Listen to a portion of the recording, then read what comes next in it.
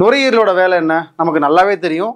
மூச்சு காற்றை நல்லா நமக்கு வந்து வேணுங்கிற காற்றை வந்து நமக்கு கொடுத்து இந்த உயிராற்றலை சரியாக மெயின்டைன் பண்ணுறதுக்கு நுரையீரலுடைய பங்கு மிகப்பெரியது. ஸோ மூச்சு காற்று வழியாக தான் நமக்கு பிராணன் கிடைக்குது. பிராணன்னா என்ன?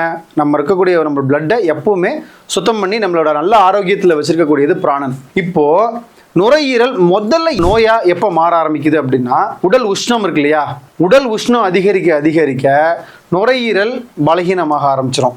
நுரையீரல் பலகீனம் ஆகும்போது என்ன ஆகுது அப்படின்னா, அங்கே சிறு சிறு புண்கள் ஏற்படும். இப்போ சளியே வந்து அதிகமாயிருச்சு அப்படின்னா அங்கே உள்ள வந்து சில காயங்கள் ஏற்பட்டிருக்கும் அப்படின்னு அர்த்தம். நுரையீரல் பிரச்சனை இருக்கிறவங்க பழைய சோறு சாப்பிடவே கூடாது. ரெண்டாவது, பழங்களில் வந்து பார்த்தீங்கன்னா குறிப்பாக வந்து மாதுளம்பழம், முலாம்பழம், தர்பூசணி இந்த மாதிரியான கபத்தை, அதாவது குளிர்ச்சியை உருவாக்கக்கூடிய உணவுகளை தொடவே கூடாது. காலையில் எந்திரிச்ச உடனே அவங்க வெறுவயத்தில் சாப்பிட வேண்டியது கருப்பு கவுனி கஞ்சி தான். சார் டிஃபனுக்கு முன்னாடியா டிஃபனுக்கு அப்புறமான்னு கேட்கக்கூடாது.